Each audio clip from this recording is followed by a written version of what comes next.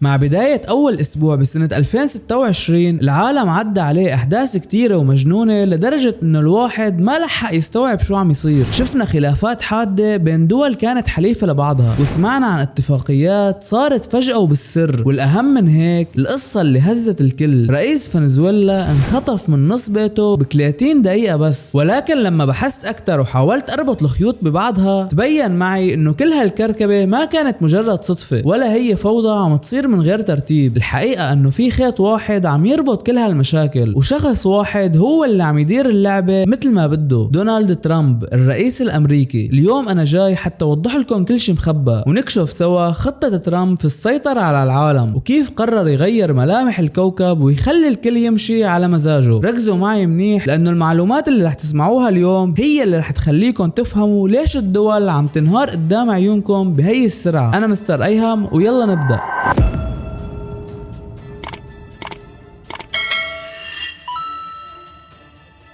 القصة بدأت من العاصمة الفنزويلية كراكاس، وبالتحديد من أوضة نوم الرئيس نيكولاس مادور. بأقل من 30 دقيقة وبدون أي مقدمات دخلت قوات النخبة الأمريكية ونفذت عملية اختطاف خلت العالم كله يفتح عيونه بذهول. رئيس دولة بوسط جيشه وحراسه بيتم سحبه بالكلبشات وكأنه مجرم عادي، وبيطيروا فيه لنيويورك حتى يتحاكم بتهمة تجارة المخدرات. ولكن الحقيقة أخطر بكتير من قصة مخدرات أو قانون. ترامب ب 2026 قرر يرجع يحيي سياسة قديمة اسمها مبدأ مونورو. ببساطة هي السياسة بتقول انه نص الكرة الارضية الغربي هو حديقة خلفية لامريكا، وممنوع لاي قوة تانية مثل روسيا او الصين تحط اجرها فيها. فنزويلا بالنسبة لترامب مو مجرد دولة، هي منجم ذهب بيمتلك اكبر احتياطي نفط بالعالم، والسيطرة عليه هي اول خطوة لكسر هيبة اي حدا بفكر يعارض النظام الامريكي الجديد. الشيء المرعب بهي العملية مو بس القوة العسكرية، بل هي الخيانة اللي صارت ورا الكواليس. كيف قدرت المخابرات الأمريكية توصل لمكان مادورو السري بهي الدقة، وكيف الجيش الفنزويلي اللي كان يحلف بحياته وقف يتفرج والعملية عم تتم بلمح البصر. المؤشرات كلها بتقول انه مادورو تم تسليمه تسليم أهالي بصفقة كبرى، والهدف كان إرسال رسالة لكل زعماء العالم: إذا رئيس فنزويلا بظهر روسيا والصين وما قدر يحمي حاله فأنتوا شو وضعكم؟ ولكن هل ترامب اكتفى بهي الضربة، ولا هي كانت مجرد البداية لخطة أكبر هدفها يخلي الكوكب كله ينفذ أوامره وهو ساكت؟ بعد الصدمة اللي صارت بفنزويلا العالم كله دخل بحالة ترقب وحذر. الكل صار يسأل حاله: إذا دولة بوزن فنزويلا طار رئيسها بنص ساعة نحن شو وضعنا؟ ترامب ما استنى جواب حدا، بلش فورا يفرض واقع جديد حتى يخلي الدول القوية تراجع حساباتها. ولكن السيطرة اللي عم نحكي عنها مو بس طيارات وصواريخ، ترامب عم يستخدم سلاح أخطر بكتير وهو الخنق الاقتصادي. الزلمة ببساطة عم يقول للكل: بدكم تدخلوا السوق الأمريكي، بدكم تضلوا تستخدموا الدولار، لازم تدفعوا وتنفذوا شروطي بالحرف. هي الطريقة حطت الدول بين نارين: يا اما تنفذ الاوامر وتمشي على مزاجه، يا اما تواجه انهيار بعملتها واقتصادها بليلة وضحاها. طيب السؤال هون: ليش الكل صار ينصاع لهي الاوامر بهي السهولة؟ الحقيقة انه ترامب ب 2026 قرر ينهي شيء اسمه تحالفات دولية او مجتمع دولي، صار يتعامل مع كل دولة لحالها وجها لوجه. لما تقعد اي دولة لحالها قدام ضغط امريكا بتلاقي حالها مضطرة تتنازل عن سيادتها وقرارها حتى تحمي جيبتها. هو ما عاد بده شركاء، هو بده منفذين لأوامره، والكل صار يعرف انه اللي بيقول لا رح يدفع الثمن غالي كتير. ولكن السؤال اللي عم يدور في راس الكل: وين القوى العظمى الثانية عن كل هاللي عم يصير؟ وين روسيا والصين؟ هل معقول سكتوا لأنهم خايفين، ولا القصة فيها بيعة كبيرة ومخفية انقبض ثمنها بالغرف السوداء؟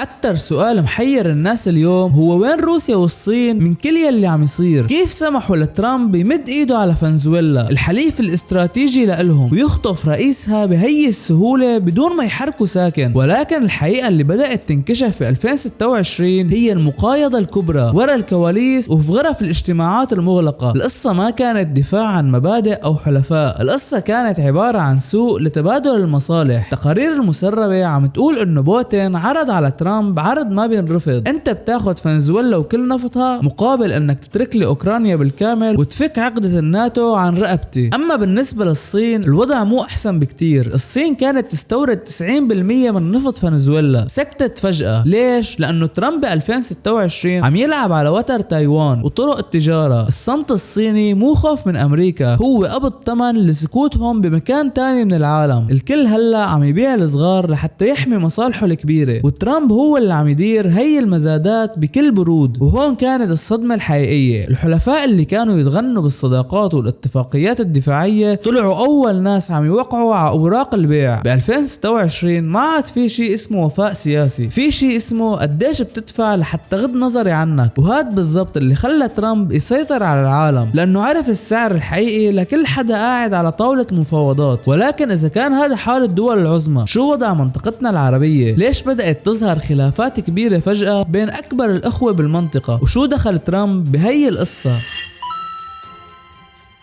مع بداية 2026 الأرض اهتزت تحت أقدام الكل بالمنطقة، والخلاف اللي كان يتخبى ورا الابتسامات والاجتماعات الرسمية طلع للعلن وبطريقة صدمت الجميع. فجأة شفنا السعودية والإمارات عم يتواجهوا بملفات حساسة، لدرجة إنه سلاح الجو السعودي ضرب سفن إماراتية باليمن، وقنوات الإعلام اللي كانت عم تمجد ببعضها صارت هلأ عم تلطش وتبادل الاتهامات بشكل مباشر. ولكن شو اللي خلى هدول الأخوة يوصلوا لهون؟ وكيف انكسر الحلف اللي صرف عليه مليارات؟ الحقيقة انه بوجود ترامب القواعد تغيرت. ترامب ما بيعترف بتكتلات، هو بيعترف بالاقوى والمستعد يقدم اكثر. هذا التنافس خلى كل دولة تحاول تثبت انها هي المفتاح الوحيد لامريكا بالمنطقة، وهي اللي بتقدر تحمي مصالح ترامب بواشنطن. الخلاف باليمن مو بس على ارض ونفوذ، هو سباق على مين رح يكون الحليف رقم 1 بالخريطة الجديدة اللي عم يرسمها ترامب. هذا الانقسام خلى الكل ب 2026 بحالة ضياع. الاعلام السعودي فجأة غير نبرته وصار يحكي عن تبرعات لفلسطين، والإعلام الإماراتي صار يركز على ملفات تانية تماما. هي الكركبة هدفها شيء واحد بس، إعادة تموضع بانتظار الأوامر اللي رح تطلع من البيت الأبيض. الكل صار يعرف إنه بزمن ترامب الصديق ممكن يتبدل بلمحة بصر إذا ما كان عم يخدم الخطة الكبيرة. ولكن وسط هذا الزلزال اللي عم يضرب الكبار، في دول تانية عم تراقب بصمت وهي حاطة إيدها على قلبها. مين هي الدولة اللي عليها العين هلأ؟ ومين الضحية اللي رح تختفي من الخريطة بالخطوة الجاي؟